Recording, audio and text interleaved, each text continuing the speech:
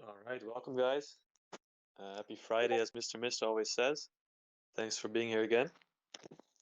Wally, you want to say hi?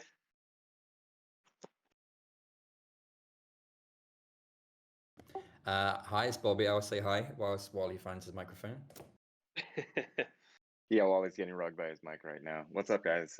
Happy Friday, as I say. There you go.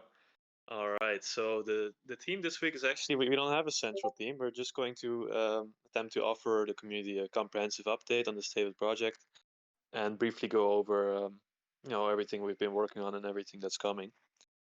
So to start things off, we're going to discuss you heard a little bit more. So as some of you have noticed already, is that Cold Summer is not here in the channel with us right now.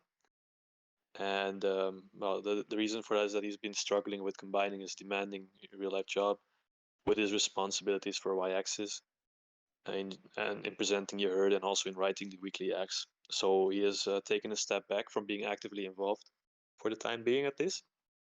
And obviously that's a big loss to us because he's done an amazing job hosting these calls and thinking of educational subjects and everything he's done has been great. So we'll miss him. But on the flip side, it does.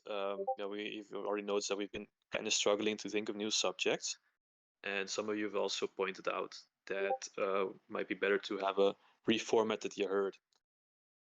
Now, as for reformatting you heard, it's good to keep in mind that it's not meant to be a news bulletin or anything like that. It's just a community call, and we intend to keep it informal. Of course, key product updates should always be covered in your herd. But the main use for your herd is to have a Q&A, as you obviously can always expect from us, and also to have AMAs with partners like we had with C4 recently. Now, still, Yeah, I just want to. wait, go ahead, Bobby.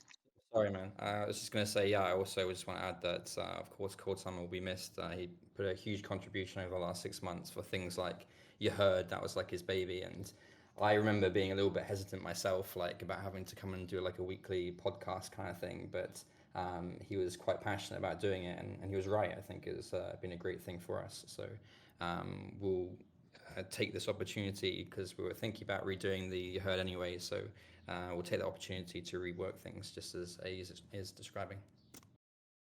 Yeah, absolutely. He did a great job, and yeah, it was his idea in the start, and we should keep going with it because it's been so good so far.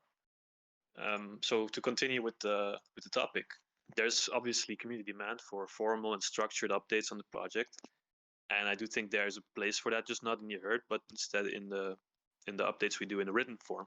So we had our weekly acts that Summer was always publishing. Now that one is going out of order, but we'll replace it with something else, and we're considering to turn it into a monthly report where we really focus on the um, on the fine details. So anything from development to financials, and your input so far has been really appreciated.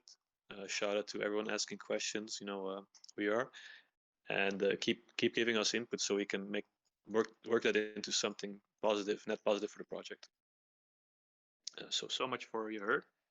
Now onto the real major product updates, project updates. So the main thing that you've noticed recently is that we had a couple new tech guys come in.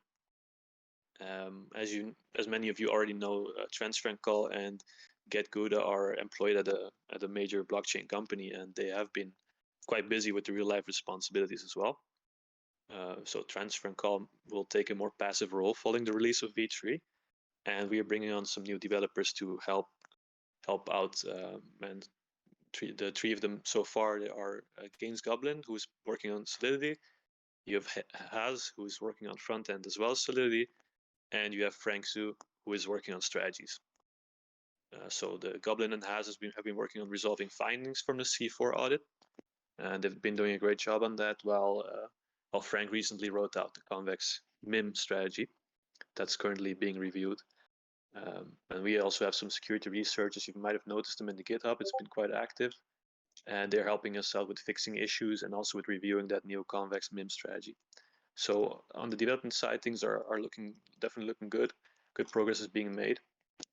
To give you more concrete information on the audit, I asked this afternoon, and about 2/3 of all the C4 audit findings have been resolved, so the issues are already resolved, and then the HE audit is currently underway. But as we mentioned before, we don't really expect that to highlight any new issues. So as for the project in other ways, I mean, other things that we can discuss is, you know, I just wanted to provide a near-term roadmap so we know what's coming in the future, pretty much this month. So we don't want to go too far in the future, but just focus on the near term. The launch date, we're still targeting the 10th of October for V3, but keep in mind that it's not a hard date. We're not going to launch until all findings have been properly resolved. So just in case Haichi, for example, finds something new, that means we're not going to launch on the 10th if it's not resolved yet. That's very important to keep in mind, and also, you know, keep your expectations in line a little bit. It's ready when it's ready, basically. Yeah, so just to add to that some more context or some color, as Cold Summer would say, we missed them already, would be that the V3 vaults are obviously the big development, and they're built in a generic way. So they're built with without a specific token or a specific asset in mind. And for example, when you deposit stuff into the vaults, you get a share of the vault rather than, you know, stake to link, for example. So on top of that, then is a specific converter which manages the different variants of the tokens, like we have with DAI and USDC at the moment, for example. And then beneath everything, beneath the vaults, we of course have then a yield strategy, which again is specific for the asset type. So the converter should be finished this weekend or later today, hopefully. And then the strategy should just be a few days each to build the basic strategy out from our new strategist, Frank. So yeah, so we should have everything in place by the 10th, but like A is saying, we can't 100% guarantee that. It does depend on the reviews going on. And you see now in GitHub in the channel, we're having the stuff actively reviewed as it's also written as well to try and speed things along. Yeah, and it's important to mention that the new guys are all full-time developers, whereas previously we had developers who had a primary focus elsewhere. So that will definitely contribute to getting things done in time.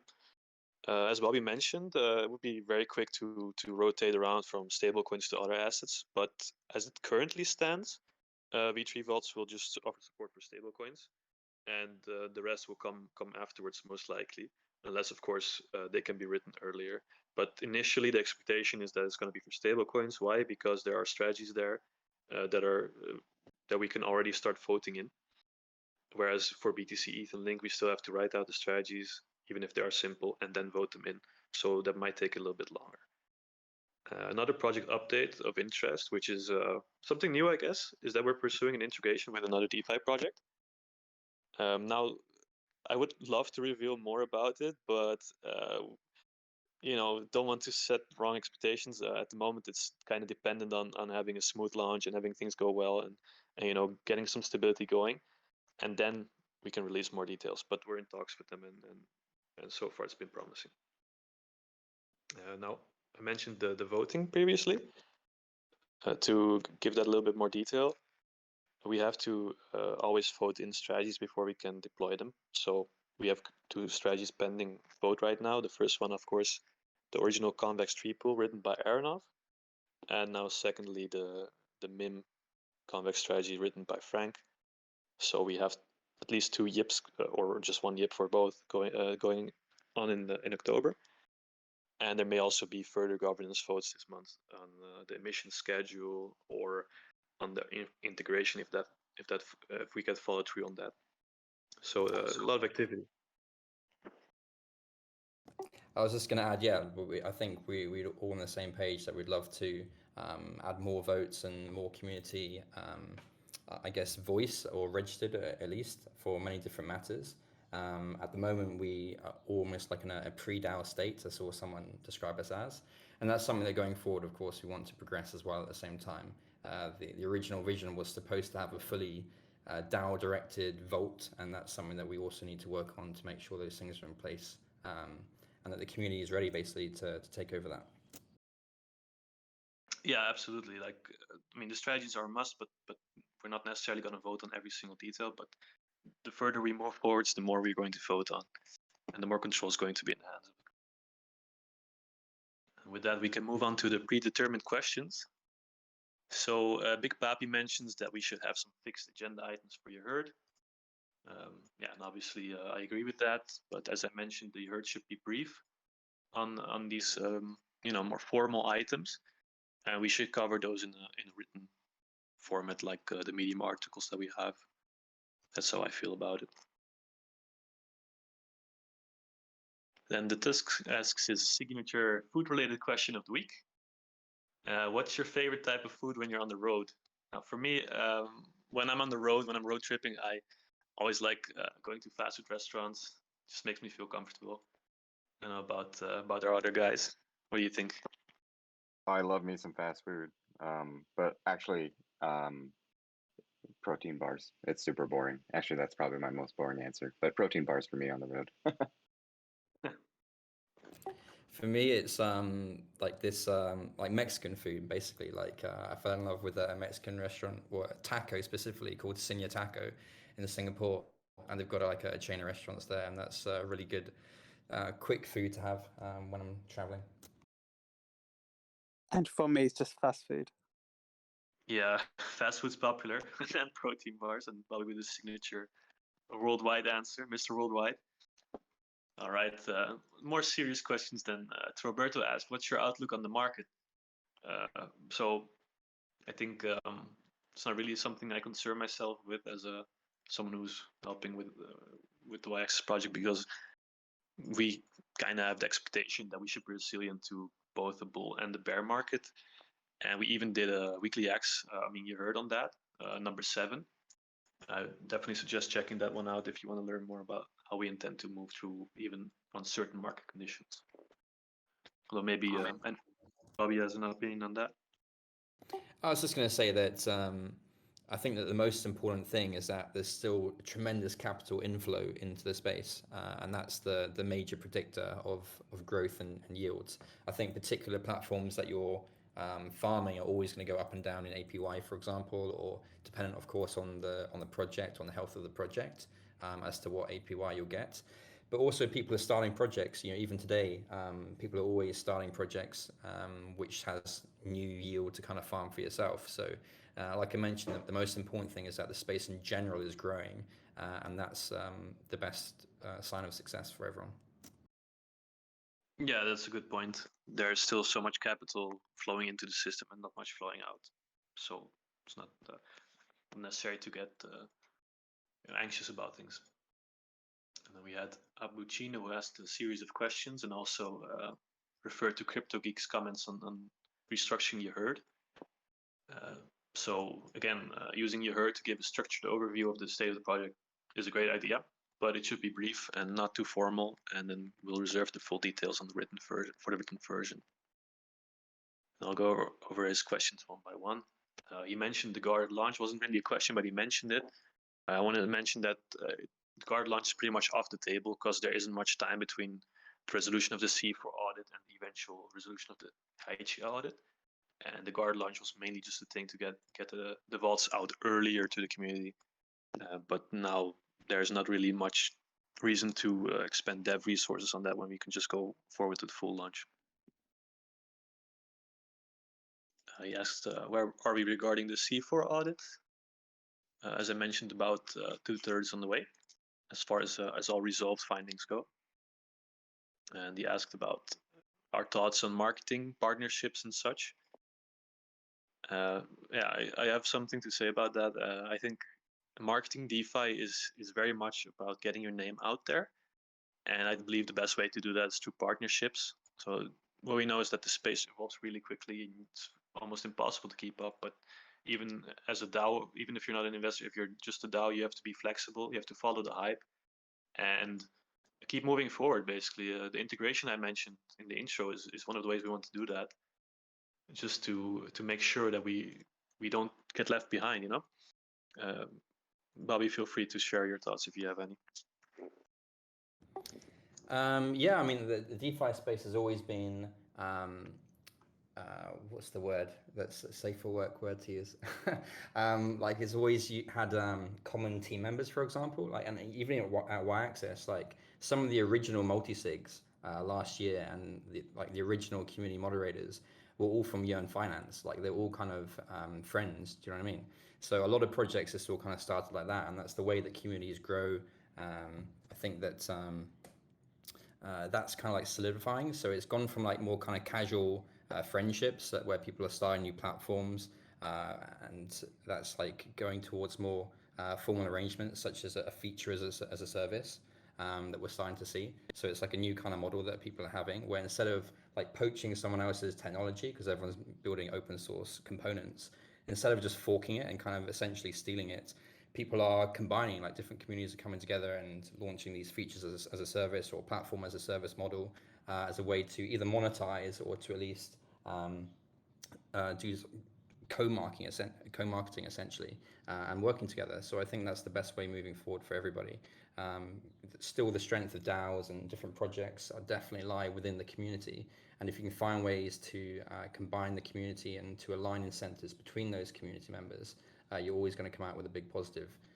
If you do the opposite of that, then what you end up is this kind of tribalism where you start to cannibalize your own kind of opportunities in the market rather than working together. So I think that everyone is kind of coming to that realization, and I think we'll start to see more and more people working together or integrating each other's kind of features rather than stealing them.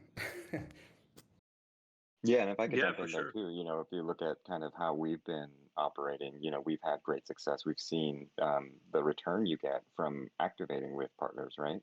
Everything Bobby's and A's just been talking to is the co-marketing benefit, right? And leveraging all the might of each community.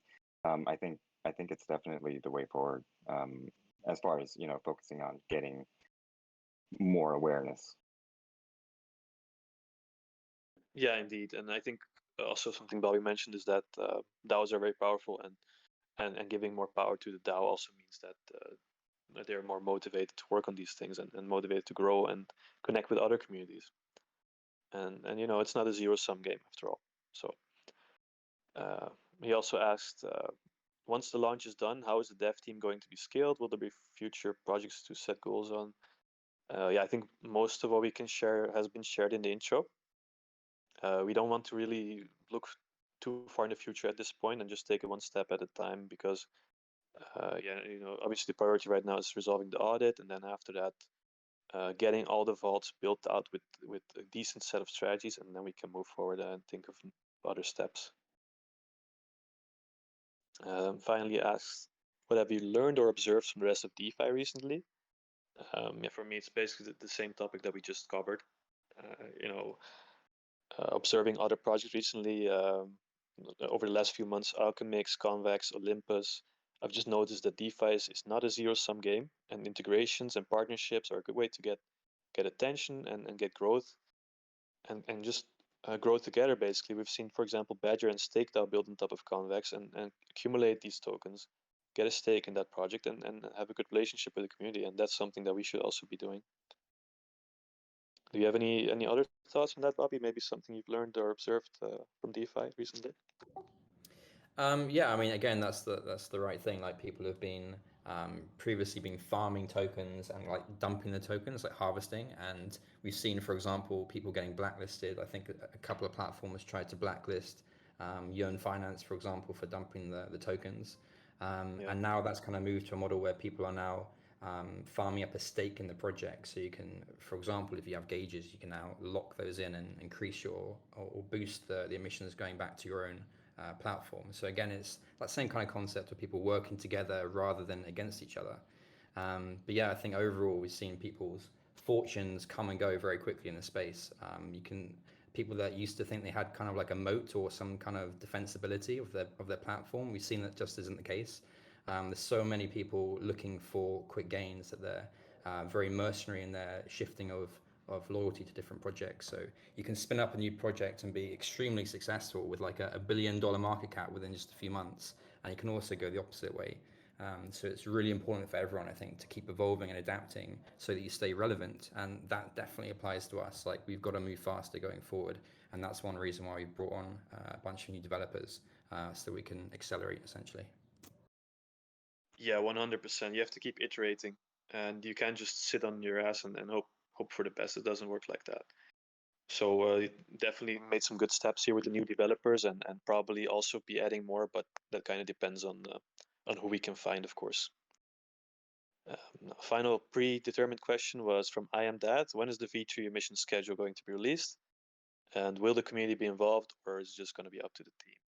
Now, I know that we've discussed it in the forum thread like a couple months ago that I made. So we kind of already got some community input, but it's still being worked on right now, and it may be presented for a vote. But Bobby is the one who's working on that, so he'll fill you in more detail now. Yeah, we've got a spreadsheet that we've been tweaking and just seeing how the numbers kind of work out for different scenarios. We were playing with the concept of staggering emissions depending on the TVL and the volt. The one issue of that is that you can't reduce the emissions. So, for example, if the TVL falls, then you can't pull those emissions back to kind of react to that. You can only go one way by adding more tokens on if TVL scales. So that's a decision yet to be made on whether we scale in the emissions or we just stick with a number from the beginning. But yeah, there's a lot of questions of people asking what's the APY going to be, and as we keep saying, it's very hard to say exactly what that's going to be. It just depends on a number of variables which aren't necessarily in our control, and that kind of changes daily. What we'll do is put out next week what the emissions are being proposed as, and we can do a community vote on that just to make sure that people are happy with the approach that we're taking towards the emissions. But I think if we try and pull in like 100 different voices for 100 different directions, we're not going to get anywhere, and we do need to turn around the official plan. So in the next week, I'll put out the spreadsheet and everyone can have their say. Yeah, so we will have the schedule that we want to go with, and then the community can vote on that, basically. That's the idea, right, Bobby? Yeah, exactly. Yeah, sounds good. So on to the live questions. Let's see what was asked. Anything interesting? All right, Big Papi and Dusk, they mentioned, well, called Summer. They miss him, of course. We do miss him. He's still in the Discord, by the way, so you can read your messages. Just above that, Dark Templar, when V3? Well, we kind of went over that, didn't we? And Big Papi asked, will it include all levels of findings in response to the launching after resolving issues? Or just only high and critical findings will delay a release? Yeah, well, we don't want to launch even with minor problems, but obviously gas optimization issues, those aren't really relevant to that. But still, as Bobby mentioned earlier, this is one contract, this the stablecoin vault contract, and after we have this vault completely fixed out, then we can just copy and paste it for other assets. So we want this to be perfect, or as close to perfect as we can. We can't really. It's good. Yeah, like you say, like the gas optimization stuff isn't super critical. It's a nice to have, and we do have someone that specializes in gas optimization, and they're working on those findings right now. Also, a lot of like the minor findings are stuff like documentation. They're like saying, this isn't clear to an outside party what this does or how it works, stuff like that, which again isn't a major thing, and which is why it's labeled as a low risk. And maybe not necessary that we do that. And that's a normal process in part of audits. We don't necessarily fix absolutely every single issue, just the ones which are affecting the safety of funds rather than overarching kind of generalities. So yeah, I think the answer is probably that no, we won't fix every single one, but we'll try to get through anything which is actually a security risk and might put things in danger. Yeah, that's a good way to summarize it. And Albucino asked the question in the wrong channel. Well, still gonna answer. He's asking, how's the HE audit going, and are they communicating issues as they find them? No, so the audit is ongoing, but they don't communicate issues as they find them. They communicate them once they are done with the audit. So they will give us a report, probably not find new things beyond the C4 audit. Then we resolve them, and that's pretty much it.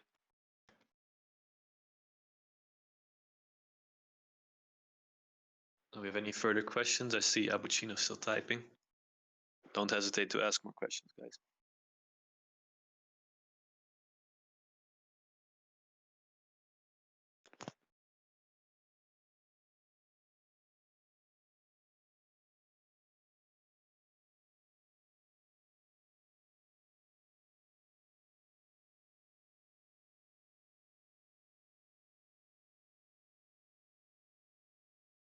Okay, this asks, can Summer come back to record the outgoing voicemail for yAxis hotline?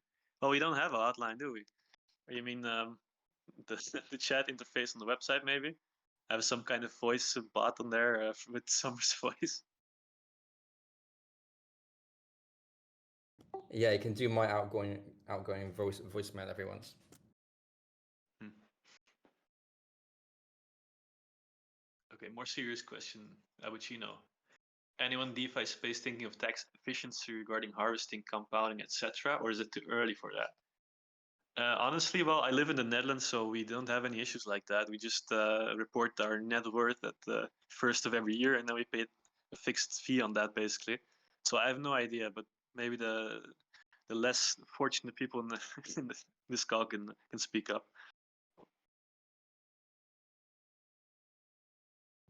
Yeah, I'm a tax exile, not from the US, so I don't really know how it affects people particularly. But if there's something that we can do realistically, then yeah, we'd try and do that. But otherwise, usually it's up to the individual to kind of take care of whichever jurisdiction they're in. Yeah, honestly, if you have any suggestions on how to improve that without sacrificing UX, then go for it. But we don't really have any priorities to work on that. It's more up to the individual. I think one of the kind of benefits of the architecture that we have is that because we don't return a token to people once they deposit into the vaults or even staking, we don't return you a staked yAxis token. That means it's impossible to maybe track your unrealized capital gains, which is like the hot topic at the moment. So maybe that's one unintended benefit for us.